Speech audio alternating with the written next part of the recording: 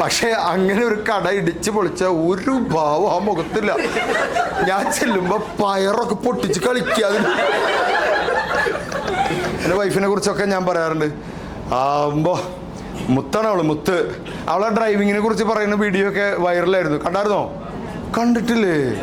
അതായത് ഇവള് ബൈക്കായിട്ട് പോകുമ്പോ ഞാൻ പുറകെ കാശായിട്ട് പോകണം. എല്ലാ ജംഗ്ഷനിലും ഇടിയുണ്ടാക്കും.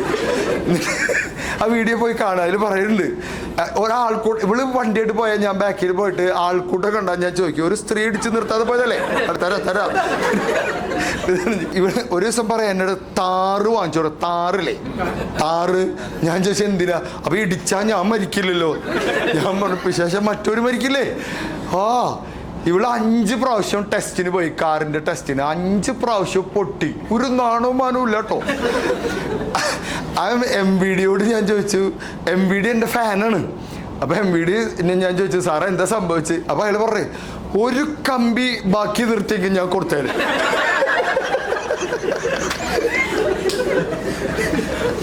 ഒരൊറ്റ കമ്പി. അപ്പൊ ഞാൻ അവളോട് ചോദിച്ചു, നീ എന്താ ചെയ്ത്? അപ്പൊ അവള് പറഞ്ഞു, അത് ആദ്യത്തെ റൗണ്ടിൽ തന്നെ 4 കമ്പി പോയി. പിന്നെ ഞാനവിടെ ആഘോഷിച്ചു.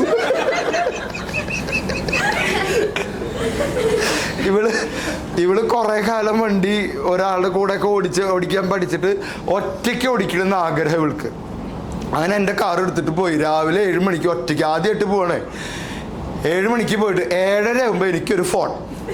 ഞാൻ ചെന്ന് നോക്കുമ്പോൾ എൻ്റെ കാറ് പച്ചക്കറിക്കടയുടെ ഉള്ളിൽ പാർക്ക് ചെയ്തിട്ടിരിക്കും. പക്ഷെ അങ്ങനെ ഒരു കട ഇടിച്ച് പൊളിച്ച ഒരു ഭാവം ആ മുഖത്തില്ല. ഞാൻ ചെല്ലുമ്പോ പയറൊക്കെ പൊട്ടിച്ച് കളിക്കാതെ. അപ്പൊ ഞാൻ ചോദിച്ചു, എന്ത് പരിപാടിയാണ് കാണിച്ചത്? അപ്പൊ അവള് പറഞ്ഞു, എന്തൊക്കെ ചെയ്യണം എന്നറിയോ? ഞാൻ പറയും, എന്ത് ചെയ്യണം? ടേണിങ്ങിലല്ലേ ഈ കട, ടേണിങ്ങിലാണ് ഈ കട. ഞാൻ എന്തൊക്കെ ചെയ്യണം? അപ്പൊ അവൾ എന്നെ പഠിപ്പിക്കുക. ഹോൺ അടിക്കണം, ഓക്കെ, ഇൻഡിക്കേറ്റർ ഇടണം, ക്ലച്ച് ചവിട്ടണം, ഗിയർ ഡൗൺ ചെയ്യണം. ഇതൊക്കെ കഴിഞ്ഞപ്പോ തിരിക്കാൻ ഞാൻ മറന്നുപോയി. വണ്ടി നേരെ പോയി. ഈ ടീമിന്റെ കൂടെയാണ് എൻ്റെ ജീവിതം. എങ്ങനെയുണ്ട്? പക്ഷെ അവളെ കുറിച്ച് ഞാൻ ഇങ്ങനെയൊക്കെ പറയെങ്കിലും അവളാണ് കേട്ടോ നമ്മുടെ യഥാർത്ഥ ശക്തി, എൻ്റെ ബാക്ക് ബോൺ. എൻ്റെ ബാക്ക് ബോണാണ്. നിങ്ങൾ കൈയടിച്ചത് എൻ്റെ ബാക്ക് ബോൺ നിങ്ങൾ കാണാനിട്ടാണ്. എൻ്റെ ബാക്കിലെ ബോൺ ഉണ്ടല്ലോ. അങ്ങനെ തമാശല്ല. ഒരു ഭാര്യ വിചാരിക്കുന്ന അത്രേ ഭർത്താവിന് വളരാൻ പറ്റുള്ളൂ. ഭർത്താവ് വിചാരിക്കുന്ന അത്രയാണ് ഭാര്യയ്ക്കും വളരാൻ പറ്റുക. തളർത്താനും പറ്റും. ഭാര്യ വിചാരിച്ച ഭർത്താവിനെ തളർത്താൻ പറ്റൂലേ? ഭർത്താവ് വിചാരിച്ച ഭാര്യയെ തളർത്താൻ പറ്റും. ഇവള് ശരിക്കും എൻ്റെ സപ്പോർട്ടാട്ടോ. ഇപ്പോഴും അത് ഏത് ക്ലാസ്സിന് പോയാലും വിളിച്ചു ചോദിക്കും. മാത്രമല്ല, മക്കളൊക്കെ വളർത്തുന്നത് കണ്ടു കഴിഞ്ഞാൽ നമുക്ക് ഭയങ്കര റെസ്പെക്ട് തോന്നും. എന്നെ കൊണ്ട് പറ്റൂല. 1 മണിക്കൂറൊക്കെ എനിക്കിരുന്ന് കളിക്കാൻ പറ്റുള്ളൂ അവരോട് കൂടെ. അവളുടെ ഒരു ക്ഷമയും സമ്മതിച്ചു കൊടുക്കണം. She so adorable. സീരിയസ്ലി ഭയങ്കര ഇഷ്ടമായത് കൊണ്ടാണ് നമ്മളിങ്ങനെ പറയുന്നത്. ഇത് കുറ്റം പറയലൊന്നുമല്ല. ഇപ്പോൾ മക്കളെ നോക്കുന്നതിന് വേണ്ടിയിട്ട് ജോലി ഉപേക്ഷിച്ചിരിക്കുകയാണ്. ഇനി വീണ്ടും ജോലിക്ക് കയറും. ഞങ്ങൾ ഭയങ്കര പ്രേമത്തിലും സ്നേഹത്തിലൊക്കെയാണ്. പിന്നെ ഇടയ്ക്കിടയ്ക്ക് ഡൈവോഴ്സിനെ കുറിച്ച് ചിന്തിക്കുന്നു. അത് പിന്നെ ഉണ്ടാവുമല്ലോ. ഇടയ്ക്ക് പ്രാന്താവും. ഞങ്ങൾ തമ്മിൽ ഗംഭീര അടിയൊക്കെ നടക്കും. അടിയൊക്കെ ഉണ്ടാവും. അടി ഉണ്ടാവൂലേ ഭാര്യയും ഭർത്താവും തമ്മിൽ? അതാണ് അതിൻ്റെ രസം. അത് കഴിഞ്ഞിട്ട് ഇണങ്ങണം. വിവാഹ ജീവിതം ഹാപ്പി ആണെങ്കിൽ നമ്മൾക്ക് തടി കൂടും. വിവാഹ ജീവിതം ഹാപ്പി അല്ലെങ്കിൽ നമുക്ക് വയസ്സ് കൂടും. ഹാപ്പി അല്ലെങ്കിൽ പെട്ടെന്ന് വയസ്സാവും നമ്മൾ. ഹാപ്പി ആണെങ്കിൽ തടി കൂടും. നിങ്ങൾ ശ്രദ്ധിച്ചിട്ടുണ്ടോ? എൻ്റെ ഹാപ്പിയാണ്, അതുകൊണ്ടാണ് ഇങ്ങനെ. പിന്നെ ഫുള്ള് അങ്ങോട്ടും ഇങ്ങോട്ടും ഭക്ഷണം ഉണ്ടാക്കലും അങ്ങനെയാണ്. അപ്പം എന്ത് വേണമെന്ന് വെച്ച് കഴിഞ്ഞാൽ ആഴ്ചയിൽ 2 ദിവസമെങ്കിലും അടി കൂടണം. എന്തെങ്കിലും കാരണം ഉണ്ടായിട്ട് അടി കൂടുക. അതിന് പ്രത്യേകിച്ച് കാരണമൊന്നും വേണ്ട, അത് അടി കൂടിക്കോളും. ഇവരെന്താ പറയണത് ഇവർക്ക് അറിയില്ല. അതാണ് രസം.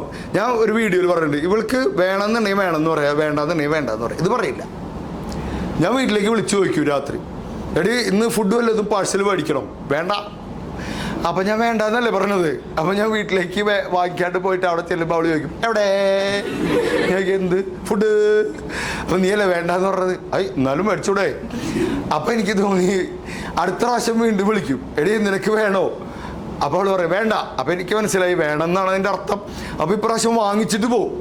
അപ്പോൾ അവിടെ ചെല്ലുമ്പോൾ നിങ്ങൾ എന്തിനാ വെറുതെ കാശ് ചിലവാക്കണം, ഇങ്ങനെ തന്നെയാണ് നിങ്ങളെ കാശ് എവിടേക്ക് കാണാത്തത് പറയും, ചീത്ത പറയും. അപ്പം എനിക്ക് ഡൗട്ടായി, ഇത് വേണമെന്നാണോ വേണ്ടതാണ്. അപ്പം 3-ാമത്തെ ആഴ്ച ഞാൻ വിളിച്ചു ചോദിക്കും, എടി നിനക്ക് വേണോ? വേണം. ഫുഡ്. അപ്പം ഞാൻ വാങ്ങിക്കില്ല, കാരണം ഇവിടെ നേരെ ഓപ്പോസിറ്റ് അല്ലേ. എന്നിട്ട് അവിടെ ചെല്ലുമ്പോൾ പട്ടിണി എടുക്കുന്നുണ്ടാവും. അവസാനം പാഴ്സൽ വാങ്ങിച്ചിട്ട് കാറിൽ വെച്ചിട്ട് നടന്നു വന്നു വീട്ടിൽ. എന്നിട്ട് ഞാൻ ചോദിച്ചു, അപ്പോൾ അവൾ ചോദിച്ചു ഫുഡ് എവിടെ? ഞാൻ വാങ്ങിച്ചിട്ടില്ല. അവൾ പറഞ്ഞു നിങ്ങളിങ്ങനെ തന്നെയാണ്, എന്നെ മനസ്സിലാവില്ല എന്ന് പറഞ്ഞു. അങ്ങനെ ഞാൻ പോയിട്ട് കാറിൽ നിന്ന് എടുത്തു കൊടുത്തപ്പോൾ എൻ്റെ വിശപ്പൊക്കെ കിട്ടി, എനിക്ക് വേണ്ട.